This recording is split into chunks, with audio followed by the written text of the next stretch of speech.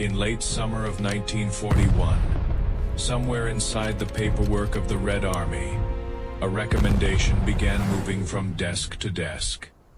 Not a medal recommendation, not a battlefield report, a removal recommendation. It concerned a 25-year-old woman lying in the dirt outside Odessa with a Mosin, Nagant rifle and a scope, while German and Romanian forces pressed the city from 3 sides. Her name was Lyudmila Pavlichenko, and by the time that paperwork was being discussed, she had already done something the army could not easily file away. She had passed 100 confirmed kills. Confirmed, not rumored, not inflated at a canteen table, not invented after the war. A second soldier had to verify the body.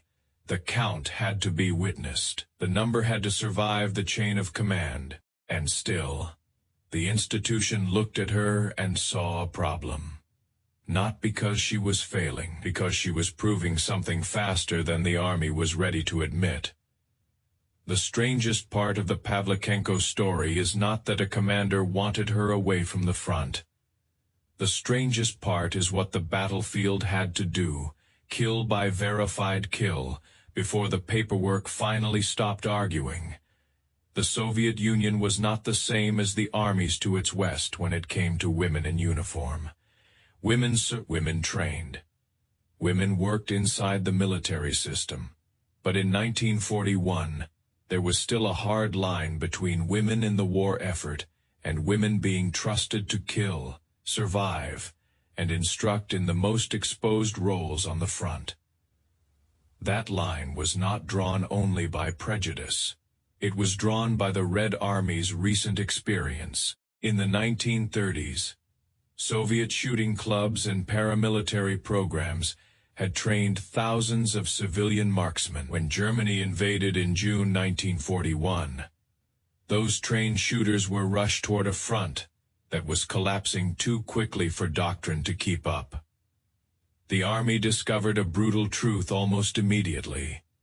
A person who could hit a target on a range was not automatically a sniper. A sniper had to understand concealment, counter-sniper movement, patience, cold, thirst, how long a man can lie still without giving his position away. And above all, when not to shoot, the Eastern Front punished the difference between target practice and battlefield craft with terrifying speed. So when commanders looked at women with shooting credentials and no established frontline combat tradition inside the Red Army, many of them reached for the safest answer. Put them in hospitals, put them in communications, put them in transport and supply. Why do not put them alone in a ruined landscape where one wrong breath can bring artillery down on a position? That was the logic, and on paper the logic sounded responsible. Then Pavlichenko went to Odessa and began making the paper look slow. She had not arrived from nowhere. Lyudmila Mikhailovna Pavlichenko was born on July 12, 1916. In Bila Turkva in Ukraine. As a teenager, she moved with her family to Kyiv. She worked at the Kyiv arsenal factory. And while other people spent their free hours recovering from labor, she spent hers learning how a rifle behaves in human hands. She joined an Osuaviakim shooting club. She trained as an amateur sharpshooter. She learned repetition, correction, pressure, and stillness, before any officer told her those things had military value. And then she studied history at Kyiv University.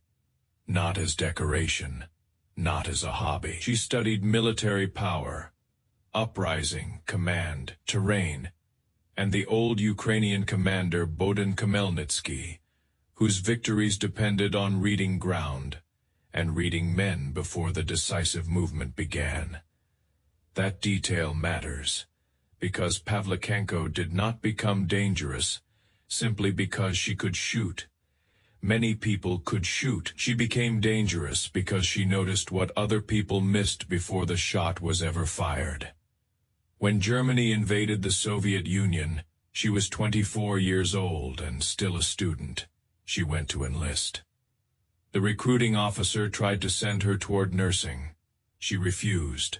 She showed her shooting credentials, and eventually she was assigned to the 25th Rifle Division. Not because the system was ready for her, because the war had arrived too violently for the system to keep all of its old answers intact. At Odessa, her education began again. The rifle range had taught her discipline. The battlefield taught her consequence. There were no clean lanes, no measured comfort, no calm return to a bench after a shot. There was dust in the mouth, smoke in the low places, and enemy fire looking for the shape of a mistake. She learned that an officer did not always look like an officer at a glance. He revealed himself in fragments, a map case, a posture change, a hand moving toward orders, a man pausing slightly longer than the soldiers around him because he believed the immediate ground was safe. That opening could last less than 2 seconds. 2 seconds was enough. The first confirmed, then the number climbed. 30, 50, 100. Each figure created a stranger problem for her commanders. The unit had no familiar box for a female sniper, whose results were exceeding the assumptions around her. It knew what to do with a wounded man. It knew what to do with a failed marksman. It did not know what to do with a woman who kept returning from the forward edge of the line with verified proof. The resistance around her was not always theatrical. It was worse than that. It was administrative. A system can insult a person with a shouted order, but it can also insult them with a blank space on a form where their reality has no official category. That was where Pavlichenko fought 2 wars. One against the Axis forces closing around Odessa, and one against the idea that her results were an exception too inconvenient to build around. The proposal that nearly disappeared was not just about keeping Pavlichenko in a firing position. It was the idea that her method could teach others. A staff officer saw the pattern and pushed to formalize her approach into sniper instruction. The answer came back through the old logic. There was no proper framework for a woman to serve as a formal sniper instructor. So the training did what useful things often do in wartime. It happened anyway, unofficially at first, practically from trench to trench, through example by correction, by the hard authority of someone who had survived the lesson. Odessa lasted from early August into mid-October 1941. By the time Pavlichenko was evacuated with her unit, she had recorded 187 confirmed kills in that siege alone. That number is often repeated because it is large, but its meaning is not just size, it is method. Among her priority targets were enemy snipers. In 1941, that was not yet the standard Soviet habit it would later become. Pavlichenko understood that killing a sniper was different from killing an ordinary rifleman. A sniper controlled space. A sniper slowed movement. A sniper frightened whole sections of a line into stillness.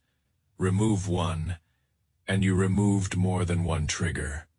You removed a pressure point. When Odessa could no longer be held, her division was withdrawn by sea to Sevastopol. The battlefield changed. The lesson did not. Sevastopol was stone, smoke, harbor, caves, shattered roads, and a siege that kept tightening. The Germans under Erich von Manstein prepared to crush the port. The Luftwaffe hammered the city. The front became a place where sleep broke into impacts and every exposed path could become a grave. By then, Pavlichenko was no longer just a skilled shot. She was becoming a symbol, and symbols are dangerous to armies, because a living symbol still bleeds. She married a fellow sniper, Alexei Kitsenko, during the war. They shared a trench, shared cold, shared the kind of days that make ordinary promises sound almost reckless. Then, in March 1942, a mortar shell mortally wounded him. He died several days later. The records do not tell us what private shape grief took in her. They do tell us what she did next. She stayed at work. Not because grief made her invincible, because the front did not pause long enough to ask what grief had changed. By May 1942, her confirmed count had reached 257. She was promoted to lieutenant. She had been wounded more than once and returned. And as Sevastopol neared its breaking point, she told other snipers she would reach 300 before the siege ended. In early June, the bombing intensified. Between June 2nd and June 6, hundreds of tons of bombs fell across Sevastopol and its harbor. The sky became a machine. The ground became an argument. The city was being reduced, block by block before the final assault. Pavlichenko was still forward. Then a mortar round detonated close enough to throw shrapnel into her face. This time the army did what it had once tried to do for the wrong reason. It pulled her from the front, not because she had no place there, because Soviet high command had decided she had become too valuable to lose in the collapse. She was moved to a field hospital and evacuated toward Moscow. Her final confirmed total stood at 309. 6 of those were enemy snipers. 36. That is the number inside the number. Because counter-sniper work is not only marksmanship. It is detection. It is patience against patience. It is one hidden person solving another hidden person before the other hidden person solves them first. Sevastopol fell on July 4, 1942. More than 100,000 Soviet defenders were captured. Pavlichenko was already gone, not because she had left the war, but because the war had found a new use for her. In September 1942, she arrived in the United States. She was 26 years old. She wore a Red Army uniform. She carried decorations, wounds, and a record that most of the reporters in front of her had no real way to imagine. And then some of them asked about her appearance, the length of her skirt, the way the uniform fit, whether she looked too masculine, whether she looked too plain, whether war had made her unfeminine. Think about the distance inside that moment. One side of the room saw a young woman in uniform. The other side carried 309 verified entries. A shrapnel scar, a dead husband, Odessa, Sevastopol, and 36 enemy snipers who had once been hunting her. She answered with a kind of stunned precision. She noted that one reporter criticized her skirt and said her uniform made her look fat. It was not just a joke. It was evidence. Different country, different room. Same problem. People kept looking at the surface and missing the proof. Eleanor Roosevelt accompanied her on parts of the tour.